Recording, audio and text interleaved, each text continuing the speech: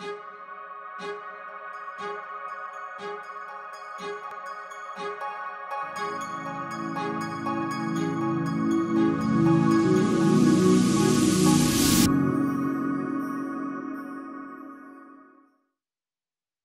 morning and welcome to Kitty Talks. We share inspirational life stories that empower you to create yours. And today I have with me the beautiful Neeta Bhushan. Good morning. Hi, good morning, Kitty. So amazing to be with you all the way on the other side of the planet today. Super excited. Where are you in the world, darling? I'm actually in Phuket, Thailand, on the southern tip. Oh, In Rawai area, which is the much quieter, more serene creativity haven of the island. sounds amazing. To introduce Neeta, she is an international speaker and author, and she is an advocate for emotional confidence. And we're going to talk more about that this morning. She has the most incredible transformational journey, which I know she's going to share with us this morning. But Neeta, I'd love for you to tell the audience a little bit more about who you are and what you do in the world. Yeah, so like you've said, I've just been super blessed on this amazing journey of life and really just embracing the lessons along the way. I guess you can say now I wear multiple different hats. Serial entrepreneur, I've started about 6 different businesses within the last 7 years. Former cosmetic dentist turned speaker slash investor, and really now, performance coach for women, specifically women that want to make a dent in the world, in creating and spreading their message in, many ways as possible. And I think that coming from, a background, multicultural background, biracial background, multi-religious background. My mom is from the Philippines. My dad's from India originally. They met in the US. I was born and raised in Chicago.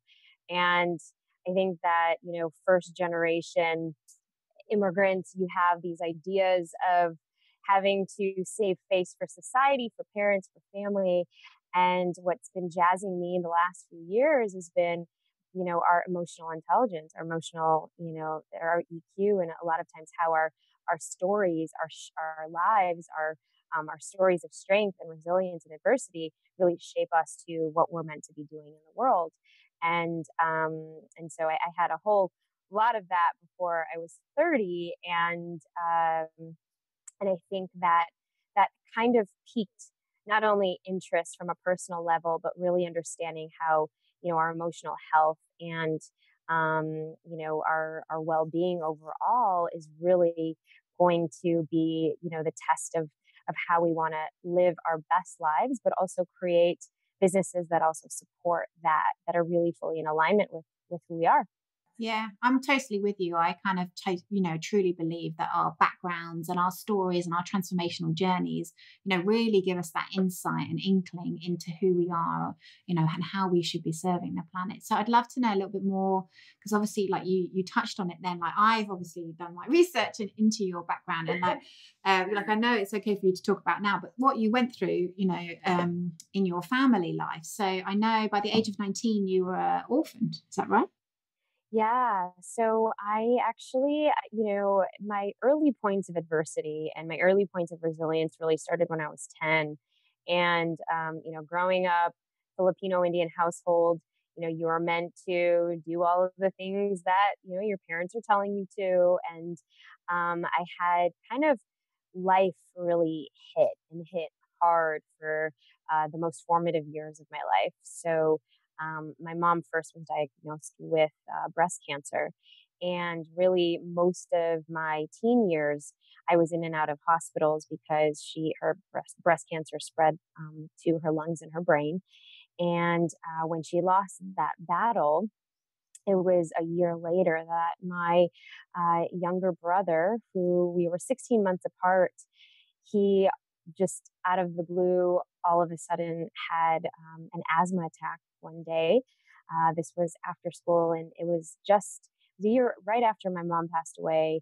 It was on my youngest brother's, 12th birthday, but he had an asthma attack and his lungs collapsed over his heart and died instantly. And so that was, two deaths within just a year. And really, if any of your reader or listeners have ever lost anyone to sudden death, is very different than than knowing that your loved one is going to pass because of an illness. And of course, we've all been struck by cancer in one way or another.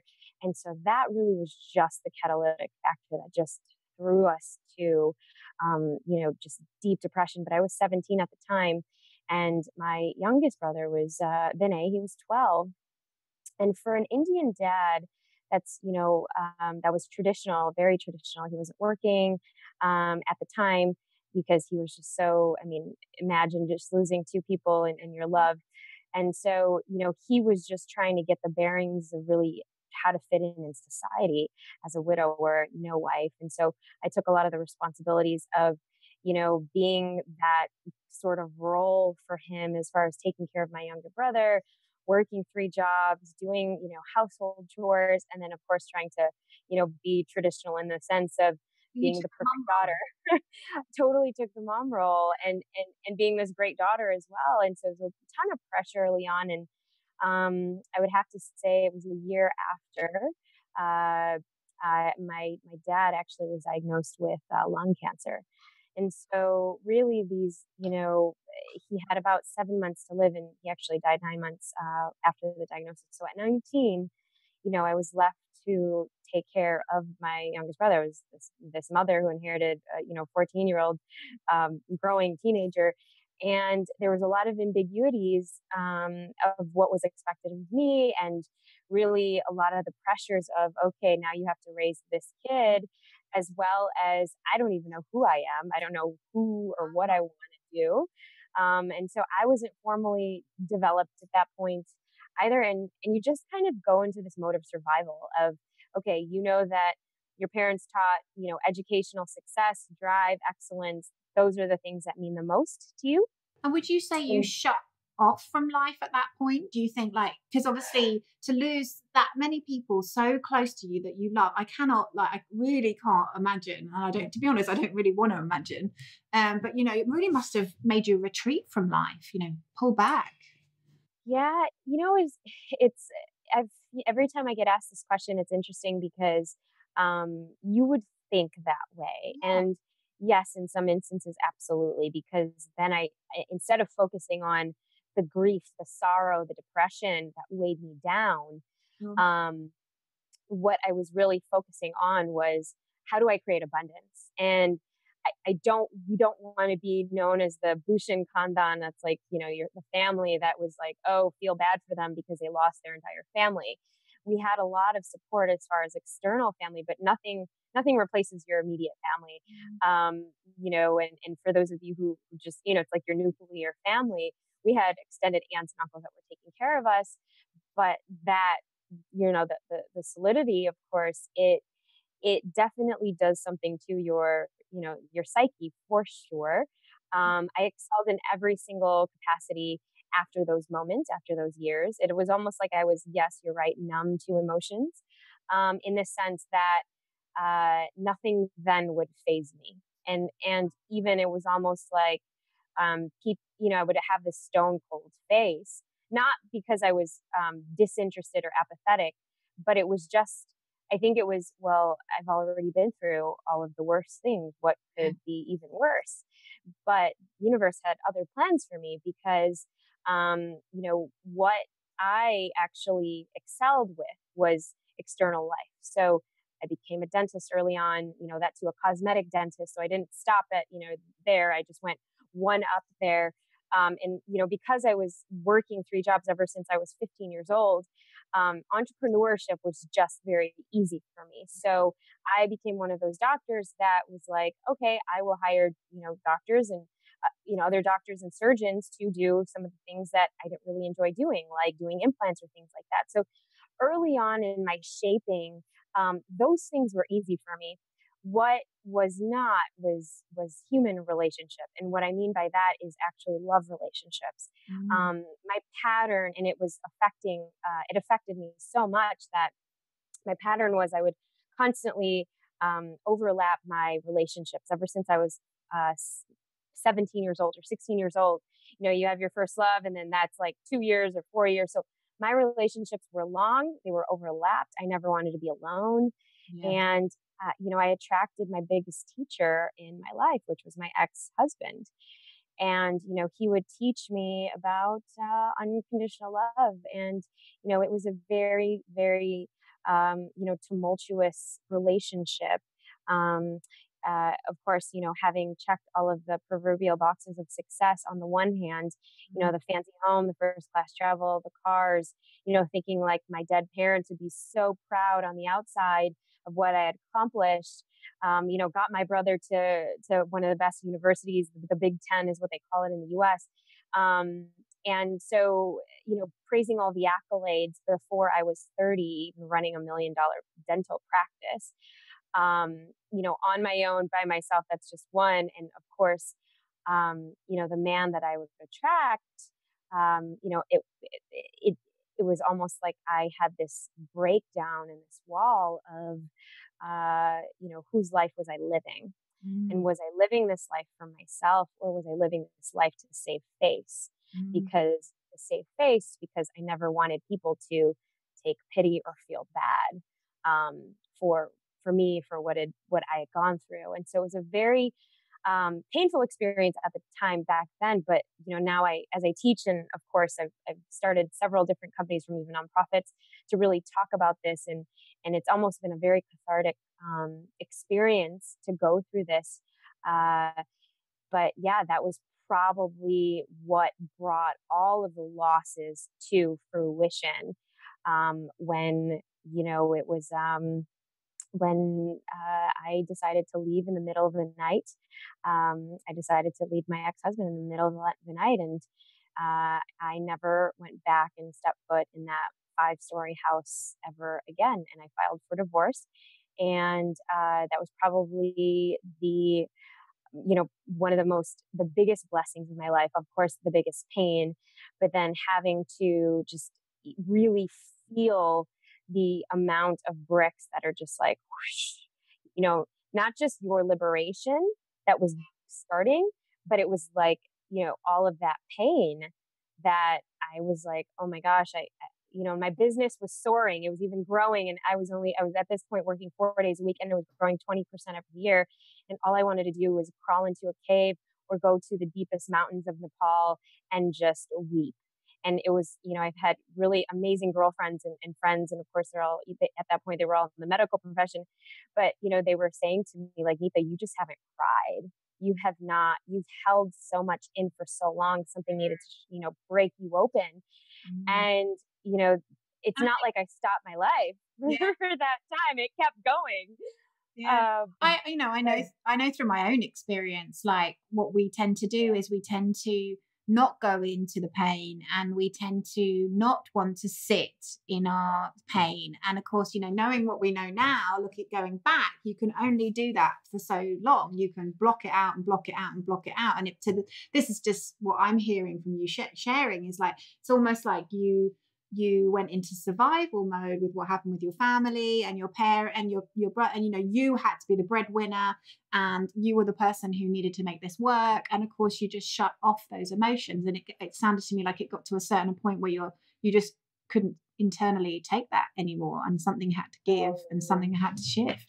Oh, totally, totally, totally. And it's like, it was definitely a heart explosion on many levels. Although during the time, I was still living in this fear state, and, the fear state of what will people think? Are you actually expressing your truth? Are you being authentic? Are you being vulnerable? I was a very, very different human. It was almost like this picture perfect ideal that I had to live up to, and there was no chance of breaking at any level. I just wouldn't allow it until life was just like, whoosh, you have And that sword, and it's like, for people like, listening who, God forbid, are going through a similar experience, that they're on their journey and maybe they have lost a loved one, what would your advice be?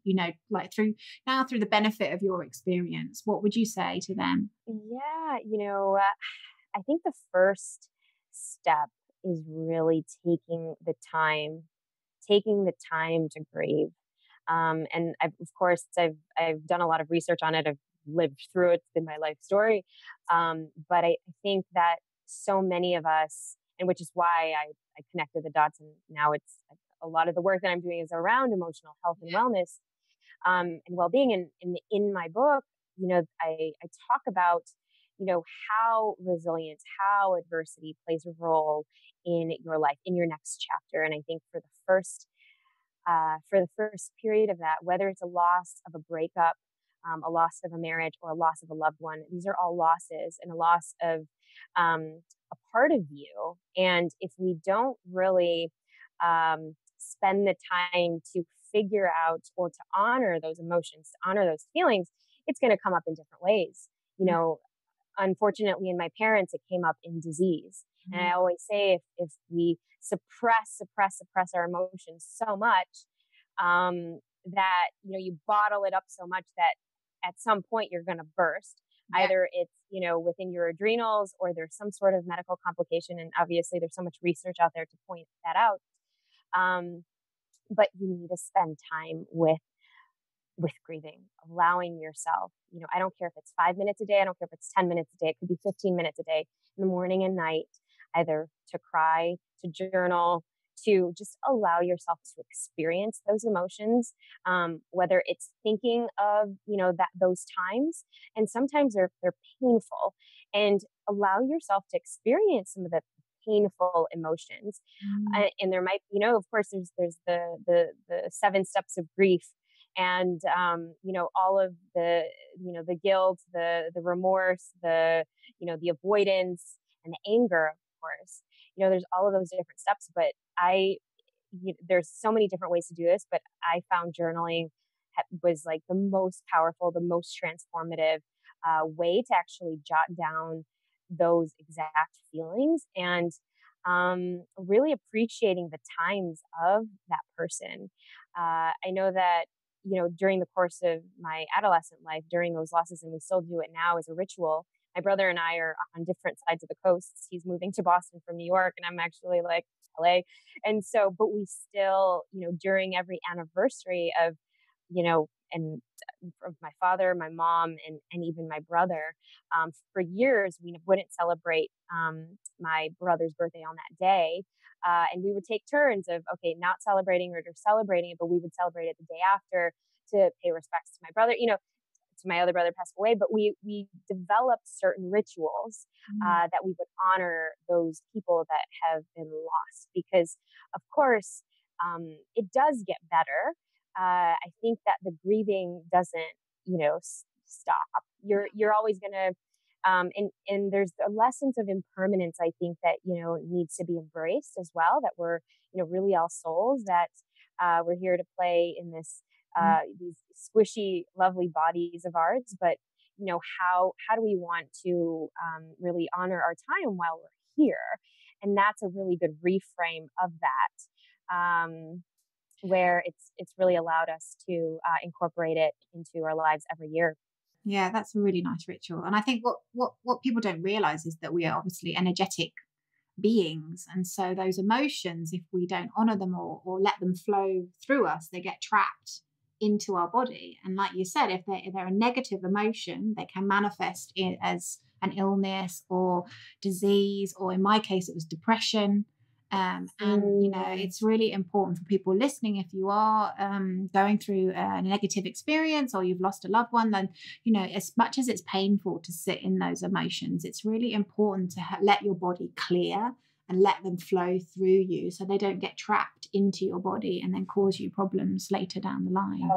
100%. And so you left in the middle of the night. My goodness, sounds so dramatic. Like, look, what was it? Literally, like your inner voice just went, right, we are out of here. Well, there was a lot. I was obviously in a tumultuous relationship. It was a very dangerous relationship at the time. And at that moment, it was almost a test for my life. And so, without getting into, all the details, I had to get a restraining order. It was just, because it was it was domestic violence, and there was a lot of things going on.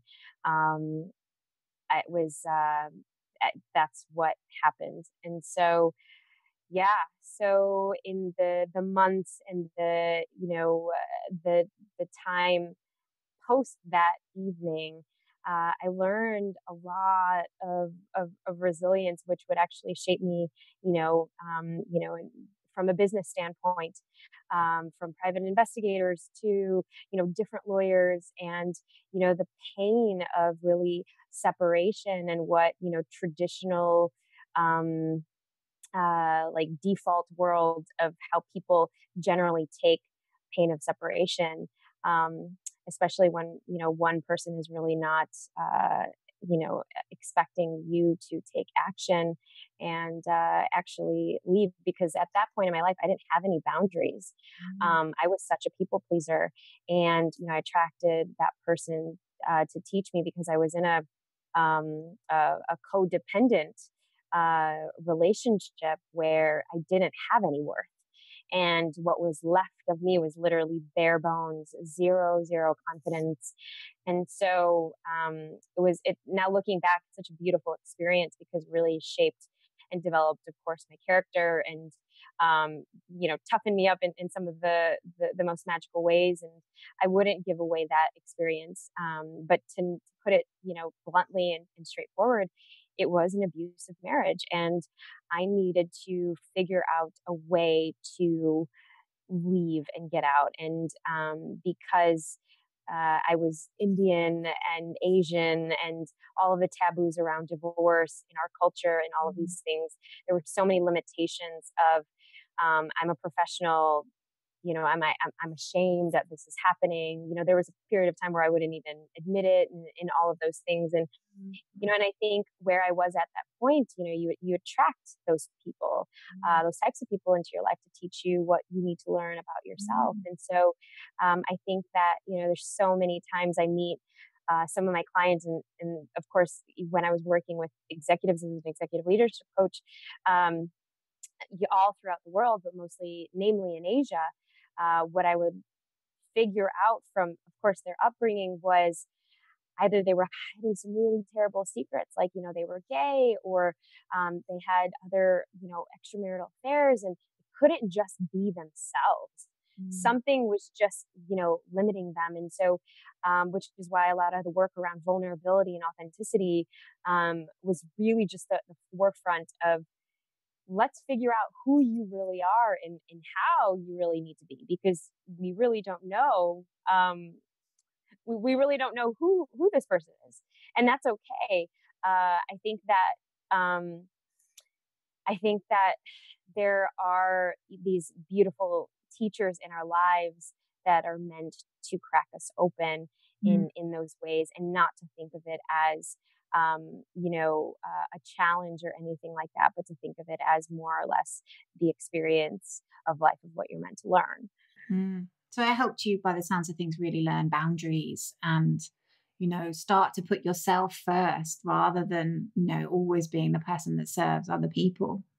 Oh my gosh, absolutely. It actually is, that was a chapter in chapter 7 in my book, Emotional Grit.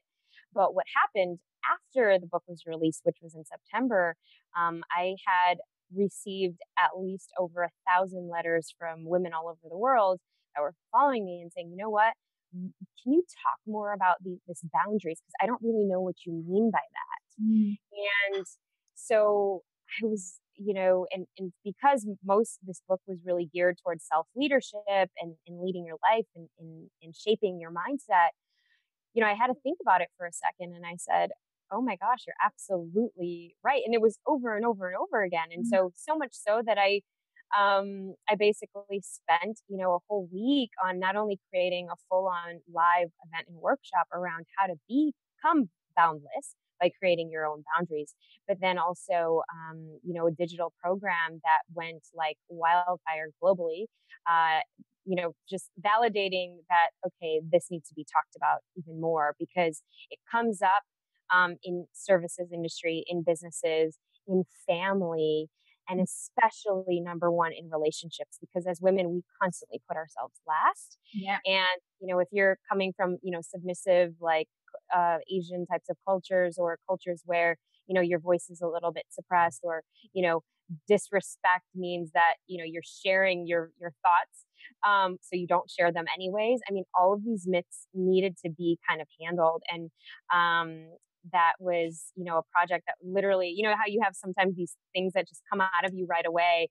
And it was just so fascinating that literally in 2 months, recorded this full on, it's 6 modules, but it's like 12 modules around just boundaries, because that conversation needed to happen. Beautiful, really beautiful. One of the things we're doing with these kitty talks is showing people how their life journeys are really so instrumental into what they're here to do on the planet. And listening to your story, it really sounds, we've had similar journeys. Like I really had to reconnect to my heart, and it really sounds like you've gone through that process to reconnect to your heart.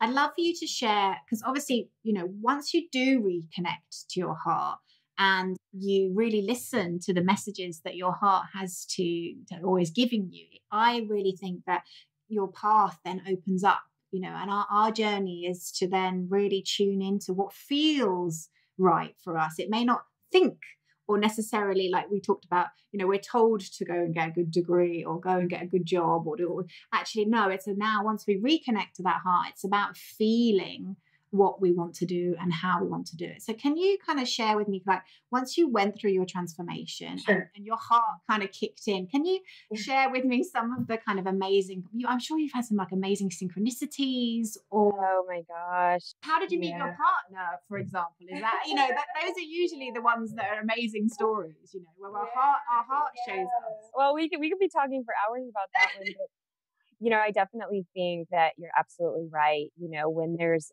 a storm that hits that really challenges your core, it really shakes you up, and it really is meant for you to go inward, so that you can reach or rediscover yourself. That self that's always been waiting to just come up and rise. And so I think what then started to happen was creative juices was just flowing. Like I mentioned earlier, I started 6 different businesses and over the course of this journey. And, each and every one of those, because what I had always been blessed with was capital. And a lot of what I started to see, from whether it was investing in women through my nonprofit, because that taught women and girls self-confidence and self-love. So that was one, or being an angel investor and really getting hands deep in, Silicon Valley, and really the whole startup ecosystem. Because as a doctor, you really, you're kind of closed off to all of those things. So just opportunities in several different directions really opened up, and real community opened up. And one of the things that, happened was going to an event called A-Fest, which brings in, 250 entrepreneurs from all walks of life, all over the world. And, and I would meet my soon to be love partner in life, and now my husband, which I'm super happy and so thankful to share with you. You guys are like the first ones to know that and actually share that. So he's amazing, and he happens to be the co-founder of the company that's founded this group that puts together these incredible, conscious, heart-centered beings that are purpose driven. So when you're part and you find a community like that, that really elevates you to the next level, really opens your eyes in different ways, you just accelerate your growth, just 10x, because you're now following your heart. And I met him in, I would say it was 2014. And, paths cross, but it wasn't really, it's like you say hi, but nothing really was to materialize. And so in the years to come, I would, run into him at, of course, different events. And when I was working on my book in the other side of the world, in Kuala Lumpur, Malaysia, go figure, I would be writing my book, Emotional Grit, while, being able to kind of work closely and alongside with him, because of course doing leadership and emotional intelligence consulting, that sort of thing, and executive consulting. And so from that would really just birth this magical, I guess you can say, masterpiece that's now on a journey of its own. And so that's one. But what I really wanted to share was, I think also during that time, you're more open. And what I found was, from spending time with shamans in different parts of the world, with leading researchers on emotional intelligence and on emotional health, Mm. because that was my story, and really being able to connect to the dots, not just as a doctor or researcher, but really somebody that was uh, curious about, okay, how do people make decisions? How come I made those decisions? How come, the people that are coming to me, they're still stuck and they're not taking action at those decisions? So it really um, opened my eyes to, whoa, this is not taught in school. Like, what if we were talking about this, Mm. in our classes? Yeah. We'd be very different humans. And so, at that point, I was coming from a doctor's standpoint, but really opened my eyes to the gaps that were there, that were not really being talked about. And from getting challenged in my family, to what are some of the decisions that you're making, to and realizing, well, why are they so afraid? Why are they so afraid to talk about divorce? Why are they so afraid to talk about taboos? Why are we so afraid to talk about our emotions? Why are we so afraid as entrepreneurs to talk about what holds us back? Like all of these fears and fears and fears. Oh, it stems from, okay, lack of emotional intelligence, really not judging your feelings, not judging your emotions. But it's like that aha, that click that really connected all of the different points of resilience in my, the early points of my life. And so then being able to just catapult that. And I would have to say that going to an event, Burning Man, for instance, about now, I think it was like the first time I was there was about 3 years ago, that really exploded my head on several different levels, from a place of really uniting and really connecting. And that's really where I forgave my ex-husband, and really forgave myself, for the first time, of really saying, wow, you're just, it's like you just keep on trying and trying and trying and trying, but you just need to be, and it's okay to be. Mm. And that was the first time in my life where I just allowed myself to just be. And the revelations after that, I just felt that I was not meant to be doing dentistry. Mm. And that was the first time where I said, okay, I need to transition out of this and really exit out of this. And of course, there were my own fears of, oh, you've invested so much time and money and all of these things, and what's the world going to say? And this was kind of the earlier stages, but really it felt so clear, and it was just so clear that everything after that, from when I made that decision, to selling it, to training people, to letting things go, and really then moving my entire life, and then becoming like this nomad, and really doing my research for my book, it has been such a wild ride. And I can't tell how many doors just opened right away, because I was living really fully in my, in what I like to call in my power, and on purpose and in alignment. Mm. Yeah, and I can really hear it because you talked about striving and going for what you thought you should be going for before, and then it's like you shifted and you got into a place of receiving, and like you said, you were in alignment with your heart and your soul and your purpose, and then you were surrendering to that, and that's when those amazing experiences come to us, and we're like, oh my god, how did that happen? Yeah, and it flows really. I mean, it really flows. It's just it's so beautiful how how the universe works in that way, when you just allow, when you just surrender. And of course, I talk a lot about this, not only in my books, but also with the executives that I lead, that diving into clicks really kind of helped, pull a lot of that, not just from an expansiveness, but also from a creativity standpoint. Yeah, beautiful. Really beautiful.